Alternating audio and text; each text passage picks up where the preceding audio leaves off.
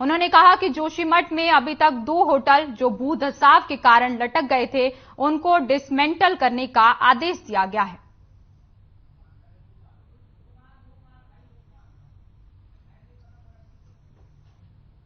ये तस्वीरें भी आपको दिखा रहे हैं। मुख्यमंत्री सचिव आर मीनाक्षी ने बड़ी बातें बोली है। भू धसाव की स्थिति जोशीमठ में लगातार बनी हुई है।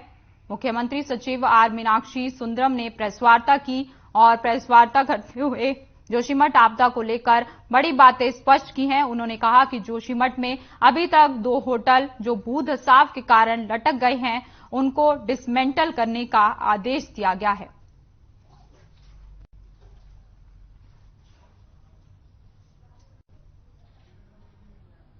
मुख्यमंत्री सचिव आर मीनाक्षी सुंदरम ने प्रेस वार्ता की।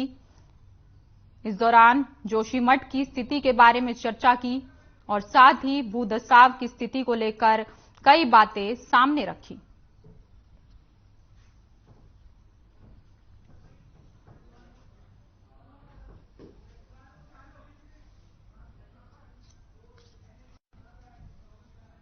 मुख्यमंत्री सचिव ने प्रेस कॉन्फ्रेंस की है। इस दौरान पत्रकारों से बातचीत करते हुए उन्होंने जोशीमठ की स्थिति के बारे में चर्चा की और साथ ही कई बातें सामने रखी। भू धसाव की स्थिति को लेकर कई बड़ी बातें बोली गई। प्रेस कॉन्फ्रेंस का आयोजन किया गया है। सचिव आर मीनाक्षी सुंदरम ने प्रेस कॉन्फ्रेंस की है। इस दौरान उन्होंने जोशीमठ में हो रहे भू धसाव को लेकर कई बड़ी बातें बोली। आपदा राहत के तहत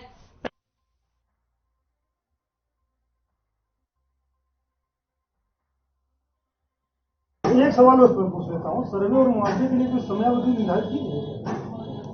सर्वे का समयावधि हम लोग कोशिश करेंगे कि ये कितना पेपर हो जाए और फिर उसके बाद जैसे सरकार में निर्णय होगा तब तक वितरित की जाएगी। सर, ये ध्वस्तीकरण की कार्रवाई कब से शुरू होगी, जो अब कब से माना जाएगा? और मैं ध्वस्तीकरण के बारे में एक मैटर क्लैरिफाई करना चाहता हूँ कि केवल 2 होटल का वो भी ध्वस्तीकरण शब्द मैं यूज नहीं करूँगा, डेमोलिशन नहीं है, डिसमेंटलिंग है, क्योंकि उसको बहुत केयरफुल तरीके से करना पड़ता है। अगर बुलडोजर से गिराएंगे तो वो डैमेज हो जाएगा के स्ट्रक्चर्स। तो जो सीबीआर की टीम आई है वो जैसे सजेस्ट कर रहे हैं वैसे ही एग्जीक्यूट किया जाए। सर, और इसके अलावा कोई अन्य आवासीय भवन अभी ध्वस्तीकरण या डिसमेंटलिंग करने का इरादा नहीं है।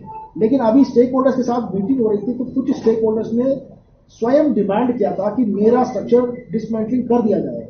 तो हमने कहा कि ये 2 होटल है, इसका सरकार का निर्णय है डिसमेंटलिंग करें, क्योंकि अगल बगल के जो भवन है उसको रिस्क है। इसके अलावा अन्य भवन स्वामी खुद अगर अनुरोध करते हैं तो उस पर इनका निशान क्यों लगाए गए हैं? अगर ये नहीं गिराने तो फिर निशान उनको वेकेट करने के लिए, उनको टेम्पररी वेकेट करने के लिए। जो होटल आप बता रहे हैं इनको डिसमेंटल कब करेंगे? अभी हम लोग को तैयार है, केवल हितधारकों की कुछ रिजर्वेशन थी, इसलिए उनके साथ वार्ता की गई है और वार्ता सकारात्मक रूप से हुई है और मुझे उम्मीद है कि अब दोबारा ठीक जाएंगे तो उनको सहयोग है। सर, मंथली रेंट और जो राशन के लिए जो राहत सामग्री दी जाती है 6 महीने तक, वो तो लगातार मिलती रहेगी? वो मिलती रहेगी। उसके साथ जो 50,000 रुपये और अतिरिक्त हम लोगों ने दे दिया है उसका भी जिम्मेदार जाएगा। सर, केंद्र से हमें पैसा मिला है या हमने डिमांड की है, क्योंकि बहुत बड़ा अमाउंट भी खर्च होने वाला है, तो क्या हमने केंद्र से पैसे की डिमांड किया, फंड रेज कर रहे हैं, क्या कुछ प्लान है सर? ये आपदा प्रबंधन सचिव उसका पैकेज की बना रहे हैं, तो उसे बना देंगे चली जाएगी।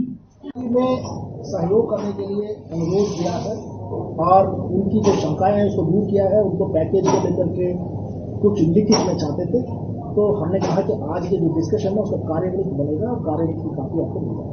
सर, जो मुआवजा दिया जा रहा है ये कैसे होगा? क्योंकि कई लोग कह रहे हैं बद्रीनाथ में जो मास्टर प्लान के तहत पैसा दिया गया सर, कई सारे परिवार ये चाहते हैं उसी रेशियो में हमें पैसा दिया जाए। देखिए, बद्रीनाथ एक दूसरे कैटेगरी है, दोनों को मिक्स नहीं करना चाहिए, क्योंकि बद्रीनाथ की पैरिटी केदारनाथ से होती है, जहां पर सरकार एक पुनर्विकास योजना ला रही है। उस पुनर्विकास योजना में सभी हितधारकों को साथ में लेने के लिए बहुत अट्रैक्टिव पैकेज दिए गए थे, मार्केट रेट के 6 गुना तक दिए गए। तो वो एक आपदाग्रस्त क्षेत्र में भी हम मार्केट रेट के 6 गुना देंगे तो वो एक रीजनेबल डिमांड नहीं है। हमने उनको कहा है कि आप पैरिटी लगाइए। वरुणावत पैकेज जो उत्तरकाशी में दिए गए तो वो भी आपदा था, वहां पर जो पैकेज दिए गए थे उसके बराबर में आपको पैकेज दिए। सर कितने परिवारों को 1.5 लाख रुपए की अंतरिम मदद दी जाएगी, कोई आंकड़ा अब तक आप लोगों ने जारी किया कि उसका भी कोई अलग अलग पैमाना है? अभी चूंकि ये परिवार का जहां जहां हमें रिपोर्ट आता है इसकी अपडेशन होती रहती है। तो वर्तमान में जो भवनों की संख्या आइडेंटिफाई किया गया ये 723 जिसमें क्रैक्स है, तो ये पूरे 723 पे ही है। सर दरार नापने के लिए कौन सी क्या तकनीकी आपने अपनाई है? मैं किसी तकनीकी प्रश्न का मैं उत्तर नहीं दे पाऊंगा तकनीकी। अच्छा सर, एक सवाल हमारा ये है कि अब तक इसका कारण नहीं पता चल पाया है कि क्यों दरार आ रही है, जमीन क्यों धंस रही है। आखिरकार क्या एक्सपर्ट टीम ने कोई रिपोर्ट आप लोगों को दी? जब तक कारण नहीं पता चलेगा आप कैसे सोल्यूशन निकालेंगे? देखिए, मल्टीपल एक्सपर्ट टीम्स की यहाँ पर विजिट हो चुकी है और भी एक्सपर्ट टीम जो है यहाँ पर आ रहे हैं, वो भी अपने जैसे मिनिस्ट्री ऑफ वाटर रिसोर्सेज की टीम भी आने वाली है। तो NDRA आ गई है। तो ये मल्टीपल टीम्स भारत सरकार के आ रहे हैं और सब चल रहे हैं, रिपोर्ट आने का इंतजार है। सर उसका एक अंतिम सवाल आप और ले लीजिए प्लीज सर। ये जो जिन घरों में दरार है, क्योंकि लोगों की मांग है घर के बदले उनको घर मिलना चाहिए, क्या इस पर भी सरकार कोई विचार कर रही है? आप 1.5 लाख रुपए तो दे रहे हैं उनको, क्या उनको घर के बदले घर कहीं दिया जाएगा? पुनर्वास कब तक करेंगे आप इन लोगों का? मैं आपको पहले ही बताया था कि लोगों की अलग अलग डिमांड है, एक ही टाइप की डिमांड नहीं है। कोई कह रहे हैं हमें घर बना के दे दीजिए, कोई कह रहे हैं हमें जमीन अलॉटमेंट कर दीजिए हम खुद बनाएंगे, कोई कह रहे हैं कि हमें तो पैसा दे दीजिए हम अपने मर्जी से जहां जाना चाहेंगे। किसी को देहरादून सेटल करने का भी इरादा हो सकती है कि आप मुझे मनी दे दीजिए, मैं तो देहरादून जा रहा हूँ। सरकार क्या चाहती है? सरकार सबकी विकल्प ले रहे हैं, फिर कितने लोगों की क्या क्या विकल्प है उसके अकॉर्डिंगली हम मिक्सड पैकेज भी बना सकते हैं। ऐसा कोई पुनर्वास करने का पूरा प्लान है आपके पास? फिलहाल इस बुलेटिन में इतना ही। आप बने रहिए हमारे साथ। नमस्कार।